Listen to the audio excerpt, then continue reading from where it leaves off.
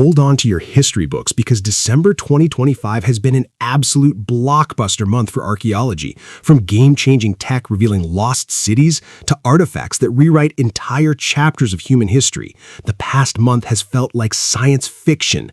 We've curated the top finds that have experts around the globe stunned. Let's count them down. The most incredible archaeological discoveries of December 2025. World's largest medieval cog found off Copenhagen.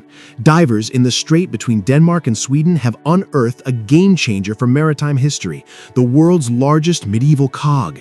Built around 1410, this 90-foot cargo ship was the powerhouse of Baltic trade. Through dendrochronology, studying tree rings, archaeologists traced its timber to a vast medieval network, oak planks from Poland and frames from the Netherlands, suggesting it was built with imported materials and Dutch expertise. The sand-preserved wreck revealed unprecedented archaeological finds. For the first time ever, we have physical evidence of a stern castle, a sheltered platform for crew previously only seen in drawings. Another first for Danish waters is a fully preserved brick galley, complete with cooking pots and food remains, proving sailors ate hot meals at sea, a major shift in onboard life. From a unique painted plate to shoes and rosary beads, these artifacts paint a vivid picture of the crew's world. While its cargo was lost centuries ago, this cog's true treasure is the knowledge it carries, offering a revolutionary look into medieval shipbuilding, complex trade, and the daily reality of life aboard these legendary vessels. 6 13th century silver coins found in Berlin's Molkenmarkt. Archaeologists at Berlin's Molkenmarkt, the site of Germany's largest urban excavation, have made a significant historical discovery: 6 rare 13th century silver coins. Minted by Margraves Otto IV and Otto V, these coins are a direct testament to the consolidation and growth of medieval Berlin in its founding century. This find adds to an already staggering collection of over 700,000 artifacts recovered from the site, where a unique seal in the 20th century preserved centuries of history underground. The excavation has revealed an entire submerged cityscape, from a massive wooden plank road dating to around 1230 to medieval ditches, cellars, and hundreds of wells. Beyond the coins, remarkably preserved everyday items like leather boots, a woolen stocking, and even a 17th century Japanese sword paint a vivid picture of life spanning from the Stone Age to the modern era. For historians, the Molkenmarkt is an unparalleled archaeological window, with each layer of soil containing a new chapter of Berlin's long and complex story. Stone Age dog skeleton, bone dagger found together in Swedish bog. Archaeologists in Sweden have made a unique and poignant discovery while excavating a peat bog for a new railway line. They uncovered the complete skeleton of a Stone Age dog buried 5,000 years ago in what was once a lake. This alone is a rare find, but what makes it extraordinary is the object placed beside him, a finely crafted 10-inch dagger made from an elk or deer bone. This wasn't just a burial, it was a ritual act. The dog, a well-muscled male, appears to have been carefully placed in the water, possibly in a weighted bag. The placement of the ritual bone dagger, a symbol of significance in the Neolithic era, right next to his paws, suggests a deliberate offering. The discovery connects directly to a community. The same bog has revealed extensive wooden structures, fish traps, and potential piers, radiocarbon dated to the same period. This dog was likely part of the same people who lived and fished here. His burial in the water alongside a precious object speaks to a deep bond and possibly a spiritual belief system where dogs held special meaning. Now, DNA and further dating will help write the final chapter of this ancient companion's story. Roman amphora with sardines found in Switzerland. Archaeologists in Switzerland have uncovered a remarkable piece of Roman history that reveals the long-distance reach of their trade networks. During a rescue excavation near the site of the legionary Camp Vindenissa, they discovered a sprawling 1st-century complex that functioned as a military transshipment depot. Among thousands of shattered amphora fragments imported from Italy, France, and Spain, they found one nearly complete vessel. Inside its sediment, analysis revealed the tiny bones of European sardines, proof it once held a popular Roman fish sauce like garum. This is the first archaeological evidence that sardines caught in the Atlantic or Mediterranean were consumed in Roman Switzerland. The amphora itself likely originated from southern Spain, meaning this condiment traveled over 1,000 miles. This single artifact, found alongside scales and styluses in an administrative hub, illustrates the incredible efficiency and taste of the Roman supply system, bringing a taste of the distant sea to the heart of the Alps. Archaeologists in Grenoble, France have uncovered a dark chapter of the city's history, the foundations of a 16th century gibbet and the mass graves of at least 32 people who were displayed there. This structure, an 8-pillar gallows built between 1544 and 1547, wasn't a place of execution, but of posthumous punishment. Here, the bodies of the condemned were publicly exposed, a practice meant to extend judicial shame into death and deny proper burial. Historical evidence points to a grim context. This period saw intense persecution of French Protestants or Huguenots following royal edicts that declared Protestantism treasonous. Many of those displayed here were likely convicted of heresy or crimes against the king. The burials were as harsh as the sentence. Skeletons of men and some women were found piled in pits, sometimes dismembered, with no care or ritual. This archaeological discovery provides a stark physical testament to the brutal methods of religious repression and the power of state-sanctioned terror during the French Wars of Religion. Ancient Maori war cloak returns to Auckland. A centuries-old piece of Maori history has returned to Aotearoa in New Zealand for the first time in generations. This is a pauku, a rare 17th or 18th century war cloak, one of only 5 known to exist worldwide, and the only one now in the country. Forged for close combat, this wasn't a ceremonial garment, but functional armor. Made through a complex weaving technique, it was then soaked in water or mud to harden, creating a lightweight, flexible shield a warrior could wrap around an arm to deflect blows, a brilliant example of indigenous material science. But its significance goes far beyond the battlefield. The cloak's intricate border uses a taniko technique and a sophisticated black-on-black dye from ferruginous mud.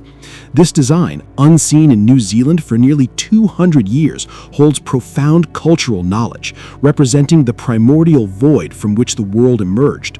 Once in a UK museum's storage and unrecognized for its importance until Maori experts identified it in 2017, the pauku is now on a 5-year research loan. It will be cared for by Maori knowledge holders and master weavers, allowing this taonga, or treasure, to share its stories of technology, artistry, and cosmology once again. Unique Good Shepherd fresco found in Anatolia. Archaeologists in Turkey have made a discovery that redefines the early spread of Christian art. In the ancient city of Nicaea, now Iznik, they have uncovered a richly frescoed 3rd century tomb. This subterranean chamber, or hypogeum, is adorned with vibrant birds, flowers, and patterns, but its north wall holds a unique treasure. There, within a vaulted arch, is a youthful, beardless Christ depicted as the Good Shepherd, carrying a ram with goats at his side. This powerful symbol of care for a flock was popular in Roman funerary art, but this is the first and earliest example ever found in early Christian Anatolia, essentially the first of its kind outside of Italy. The tomb beautifully captures a moment of cultural transition. While the central fresco is explicitly Christian, the west wall shows the deceased couple in aristocratic dress, and the overall theme references the pagan symposium tradition, an eternal banquet for the afterlife. This single chamber bridges 2 worlds, showing how new Christian iconography was being adopted within older Roman traditions, offering a rare and vivid snapshot of belief at a pivotal moment in history. Rare Greek kore head found in Volci. A remarkable archaeological discovery in central Italy is reshaping our understanding of ancient Mediterranean connections. During an excavation at the Etruscan city of Volci, archaeologists unearthed the marble head of a kore, a rare, life-sized statue of a young woman from the Greek Archaic period. Dating to the early 5th century BC, this figure with an archaic smile and intricately braided hair was crafted in an Attic Greek workshop. Its discovery outside of Greece is extraordinary. Found at the site of a monumental temple, it is far more than imported art. It is direct evidence of deep cultural and spiritual exchange between the Etruscans and the Greek world. This kore was likely a prestigious votive offering, indicating that Greek artistic styles and perhaps religious ideas were actively embraced in Etruria. The find underscores Volci's role as a dynamic, cosmopolitan hub open to external influences. Now undergoing conservation in Rome, experts will analyze surviving traces of its original polychromy, its ancient paint, to learn more about its creation. This single sculpted head offers profound insight into the artistic and political ties that linked these 2 great ancient civilizations. Ancient pleasure barge found off Alexandria coast. Archaeologists surveying the submerged royal quarter of Alexandria, Egypt, have discovered a unique piece of Roman luxury, the wreck of a 1st century AD pleasure barge. This is the first such vessel, known as a thalamegos, ever found in Egyptian waters. Buried under sediment for nearly 2,000 years, the flat-bottomed boat was designed for stability in shallow water. At over 115 feet long, it had no sails and was propelled by about 20 rowers. Its broad hull was built to support a lavish central cabin. An inscription confirms it was built locally in Alexandria around the time a major earthquake destroyed the nearby temple of Isis in 50 AD, which is likely when this barge sank. These ships were the yachts of the ancient elite, used for feasting, administration, and religious ceremonies. Historical sources describe them crowded with revelers for festivals. This specific barge, found off the island of Anti-Rhodos, once home to a Ptolemaic palace, may have been used in the annual procession of the goddess Isis. Its discovery provides a tangible link to the extravagant maritime culture of Roman Egypt, revealing how the powerful lived and worshipped on the water. Roman gold wedding ring found in Bulgaria.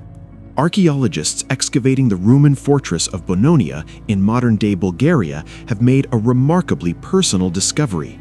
On the very last day of their season, 20 feet down, they found a stunning gold wedding ring from the 2nd century AD. This is no ordinary piece of jewelry. Weighing over 26 grams, its oval plate bears the classic Roman iconography of a married couple, making it a marital fidelity ring exchanged during weddings. Likely crafted in a nearby workshop, this ring transforms the site from a story of military might, the massive walls and towers guarding the Danube frontier, to a human story.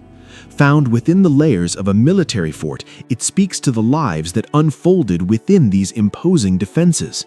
Beyond the soldiers, there were families, celebrations, and bonds of love.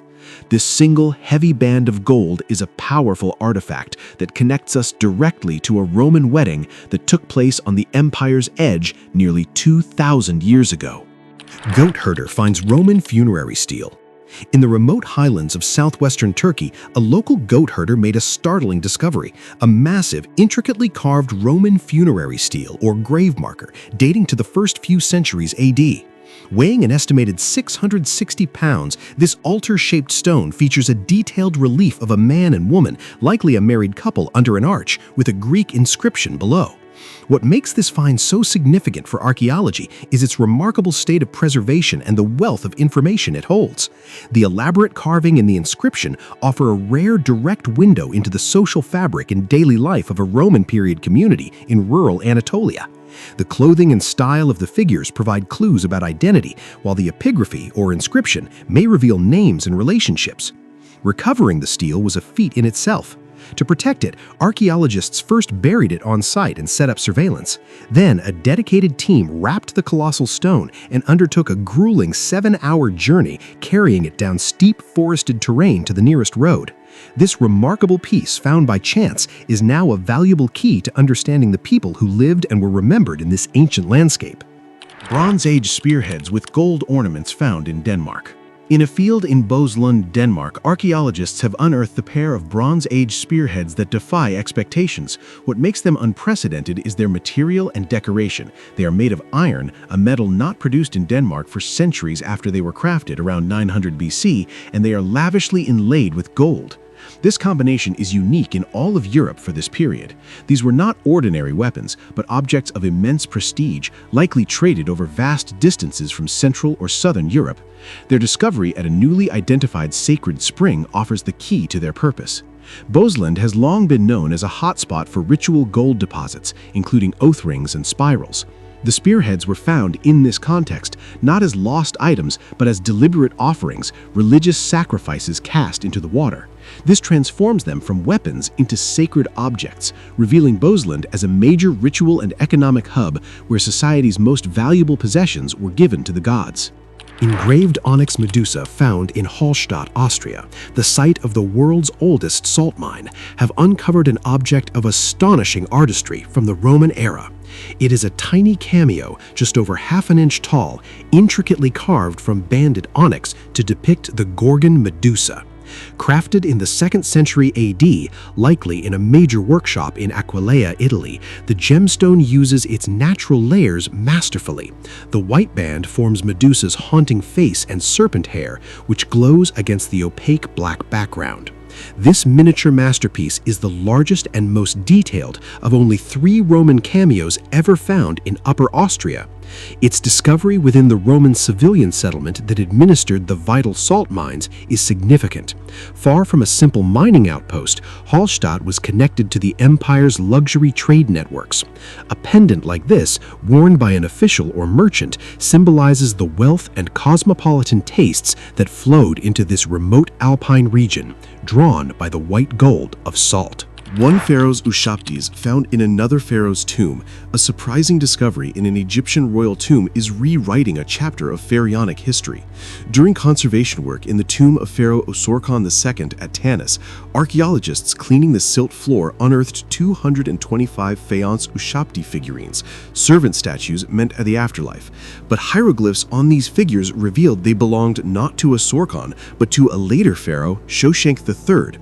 This find solves a long-standing mystery. The tomb contained an empty, uninscribed granite sarcophagus. The presence of Shoshenq III's Ushaptis nearby strongly suggests this was his final resting place. It appears that perhaps during a period of political instability, his mummy was moved for safekeeping into his predecessor's tomb, hidden in an anonymous coffin.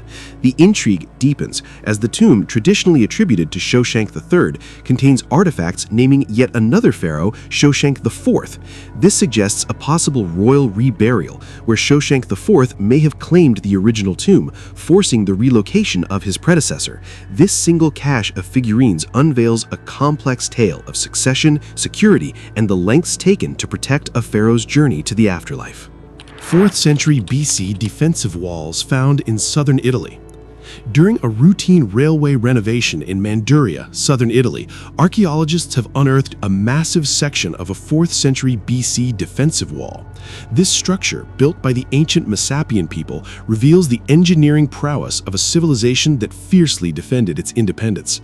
The wall is composed of huge, precisely cut limestone blocks laid without mortar. It was part of a formidable triple ring of fortifications that made Manduria one of the most impregnable cities in the region. These defenses were famously tested in 338 BC when they repelled a siege by Spartan allies, resulting in the death of a Spartan king. For centuries, these walls withstood attacks from Greek colonists and later Roman legions, playing a key role in the Second Punic War. The discovery expands our understanding of Messapian military architecture and their complex society.